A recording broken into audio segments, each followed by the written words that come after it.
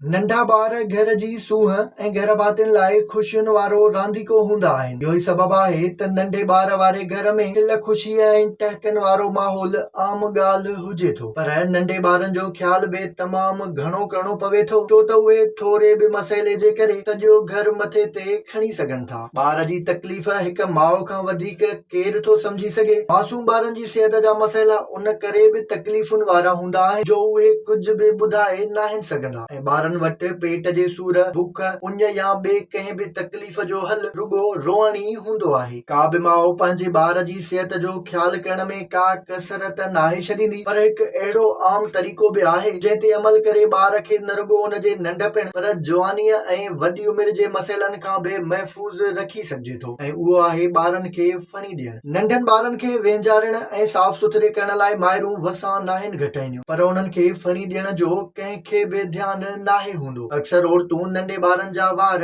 हथनि सां ई सिधा करे छॾींदियूं आहिनि, जॾहिं त फणी ॾियणु उन्हनि जे लाइ तमामु फ़ाइदेमंद हुजे थो। ॿारनि खे फणी ॾियण सां उन्हनि जे जिस्म ऐं मथे में रत जा वहिकिरा बहितर थींदा आहिनि, ऐं इहो अमल उन्हनि में सिहतमंद रत जे वहिकिरनि खे वधाईंदो आहे। फणी ॾियण सां ॿारनि में नंढी उमिरि खां ई पैदा थींदड़ सेल सिहतमंद बणिजंदा आहिनि, जेके न रुॻो उन्हनि खे नंढी उमिरि पर नौजवानी तोड़े पीढ़ीअ में बि मुख़्तलिफ़ बीमारियुनि खां बचाईंदा रहनि था। फणी ॾियण सां बहितर थींदड़ रत जा वहिकिरा ॿारनि जे दिमाग़ खे सुकून ॾियण समेत उनखे ताक़तवर बणाईंदा आहिनि, जेको उन्हनि जे लाइ सदाईं लाइ काराइतो हूंदो आहे। नंढा ॿार नयूं नयूं शयूं ॾिसंदा ऐं उन्हनि खे परखींदा रहंदा आहिनि, जंहिंजे करे उन्हनि जो दिमाग़ घणो वक़्तु हैरानीअ ऐं तजस्सुस वारी सूरत-हाल में रहंदो आहे। फणी ॾियण सां उन्हनि जे दिमाग़ खे सुकून मिले थो ऐं दिमाग़ जा सेल ताक़तवर बणिजंदा आहिनि। फणी ॾियण वारो अमल मासूम ॿार जे एसाबी अमल खे बि मुतहरिक कंदो आहे, जंहिंसां उन्हनि जी सिहत सुठी रहे थी। इन ॻाल्हि जो ख़ासि ख़्याल रखियो वञे त ॿारनि जे मथे ते ॾिनी वेंदड़ फणी तमामु नरम हुअणु घुरिजे, छो त उन्हनि जी खल तमामु नाज़ुक हूंदी आहे